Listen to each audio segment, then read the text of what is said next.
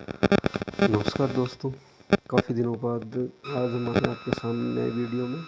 इसमें हम बात करेंगे एक नई भर्ती के बारे में, जूनियर इंस्ट्रक्टर की भर्ती जो कि असम राज्य में आई है। आप देख सकते हैं स्क्रीन पे आपके requirement of junior instructor in different ITI of Assam. इसके अंदर हम क्वालिफिकेशन की बात करें तो इस भर्ती में आपको ना CITS चाहिए और ना ही ज़्यादा अनुभव चाहिए। सिंपल जिसने ITI कर रखी है और मिनिमम 1 ईयर का अनुभव है वो भी इसमें अप्लाई कर सकता है।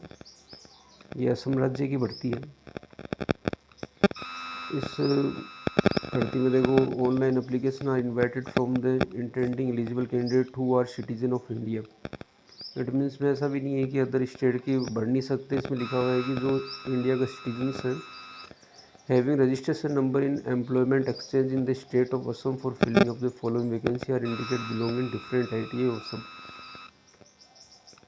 तो वो इसमें अप्लाई कर सकता है। इसकी वेबसाइट भी दी हुई है। आगे इसमें एजुकेशन क्वालिफिकेशन की बात करते हैं। जूनियर इंस्ट्रक्टर इलेक्ट्रीशियन के लिए तो इसमें 10वीं पास होना चाहिए, पास्ड HSLC और इक्विवेलेंट क्वालिफिकेशन दिया हुआ है। इसके अलावा नेशनल अप्रेंटिस सर्टिफिकेट है या फिर ITI कर रखा है तो वो भी इसमें अप्लाई कर सकता है। आगे अपन नेक्स्ट देखते हैं। इसके अंदर नेक्स्ट 1 ईयर का टीचिंग एक्सपीरियंस होना चाहिए। इसमें पोस्ट की बात करते हैं तो इसमें देखो जनरल की 4 पोस्ट है टोटल, जिसमें से OBC की 3 पोस्ट है और ट्राइब कम्युनिटी एरिया की 1 पोस्ट है। इस प्रकार से इसमें पोस्ट डिवाइड हो रखी है। आगे चलते हैं। नेक्स्ट वायरमैन की पोस्ट है। इसमें भी यही योग्यता दी गई है, जिसमें आपको रिलेवेंट ट्रेड जो आपका वायरमैन है उसमें आपको 1 साल का ITI होनी चाहिए, 10वीं पास आउट होनी चाहिए आप, या फिर अप्रेंटिसशिप सर्टिफिकेट होना चाहिए और मिनिमम टीचिंग एक्सपीरियंस होना चाहिए या फिर इंडस्ट्रियल एक्सपीरियंस होना चाहिए इस ट्रेड्स की रिगार्डिंग 1 साल का। तो आप इसमें अप्लाई कर सकते हैं। और इसके अंदर आपकी पोस्ट जनरल की 2 पोस्ट है, OBC की 2 है। इस प्रकार से आपकी टोटल पोस्ट है। इसी प्रकार से जूनियर इंस्ट्रक्टर वेल्डर पे बात करते हैं अपन तो इसमें भी वही क्वालिफ़िकेशन है, सेम क्वालिफ़िकेशन रखी गई है, जिसमें आपकी 10वीं पास ITI और 1 साल का अनुभव। इसमें पोस्ट की बात करते हैं तो टोटल पोस्ट आपकी 8 है जनरल कैटेगरी में, OBC की 2 है, SC/ST की 1 भी नहीं है, ट्रिब्यूट एरिया की 1 पोस्ट है। जूनियर इंस्ट्रक्टर फीटर में बात देखते हैं तो फीटर की टोटल पोस्ट है आपकी 3 पोस्ट है। Junior instructor ED engineering drawing में आपका पोस्ट है टोटल 5 पोस्ट। सबकी क्वालिफ़िकेशन सेम है। इसमें आपको किसी प्रकार की CITS योग्यता की आवश्यकता नहीं है। CITS कर रखा है तब भी आप इसमें अप्लाई कर सकते हैं, लेकिन इसमें ITI होना ज़रूरी है। इट मीन्स में क्या हो सकता है कि जो डिग्री डिप्लोमा है वो इसमें अप्लाई नहीं कर सकता है, क्योंकि इसकी जो योग्यता दे रखी है मिनिमम क्वालिफिकेशन, उसमें ITI पास आउट होना ही चाहिए। यदि उसने डिग्री ले रखा है और CITS कर रखा है तो वो उसके लिए एलिजिबल नहीं है शायद। इसमें ITI ज़रूरी कर रखा है। इसमें लिख रखा है हाँ, यदि CITS कर रखा है, ITI नहीं है, अप्रेंटिसशिप कर रखा है उसने, अप्रेंटिस सर्टिफिकेट है उसके बाद, तो वो एलिजिबल है इसके लिए। और 1 साल का एसेंशियल एक्सपीरियंस चाहिए आपको। इसी प्रकार से स्वीमिंग टेक्नोलॉजी एक जूनियर इंस्ट्रक्टर की, इसमें भी सेम ही क्वालिफिकेशन है। इसकी टोटल पोस्ट 2 है।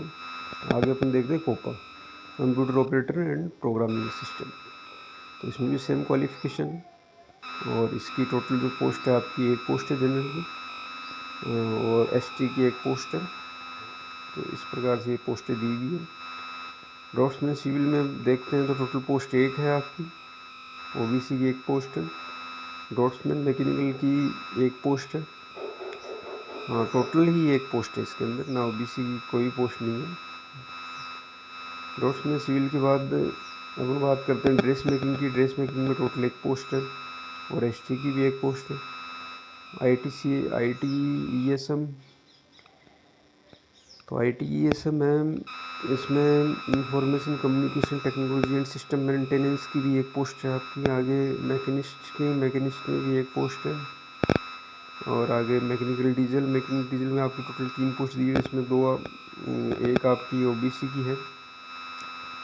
और आगे देखते हैं, आगे हम मैकेनिकल इलेक्ट्रॉनिक्स में हैं बात करते हैं, तो इसमें भी टोटल एक पोस्ट है। इसके बाद मैकेनिक ट्रैक्टर के अंदर एक पोस्ट है आपकी, इसमें भी एक पोस्ट है। प्लम्बर ट्रेड में देखते हैं 2 पोस्ट है।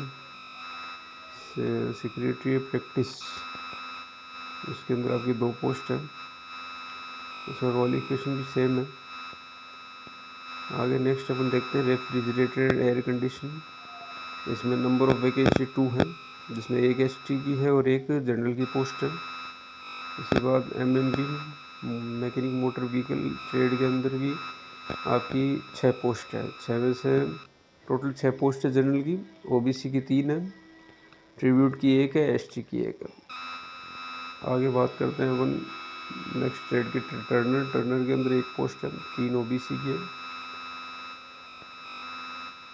इसमें एज रिलैक्सेशन भी दिया हुआ है, जैसे कि सभी में है वैसे तो, ये जो भी SC/ST एरिया का उसके लिए 5 इयर्स का एज रिलैक्सेशन है, ओबीसी के लिए 3 साल का, एक सर्विसमैन के लिए 2 साल का, और जो फिजिकल हैंडीकैप है उसके लिए 10 साल का एज रिलैक्सेशन। सिलेक्शन प्रोसेस क्या है इसके अंदर, आपका जो फेज़ 1 है उसमें subject knowledge, general English, general knowledge, basic digital literacy, ये एग्ज़ाम होंगे। जिसमें जनरल नॉलेज 60 नंबर का है आपका, जनरल इंग्लिश 10 नंबर का, जनरल नॉलेज 15 का, और बेसिक डिजिटल लिटरेसी 15 का। टोटल 100 नंबर के है ये, 60, 10, 70, 30, 100 नंबर का पेपर होगा इसमें।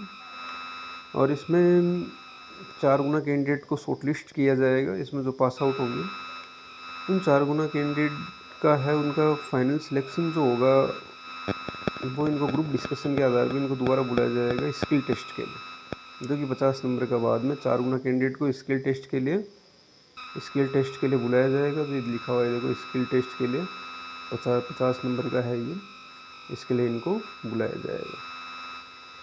आगे इस फाइनल सिलेक्शन लिखा है इसमें, the final merit will be prepared post and category wise on the basis of the total marks scored in written test and skill test. The selection list shall remain valid for a period of 12 months from the date of publication.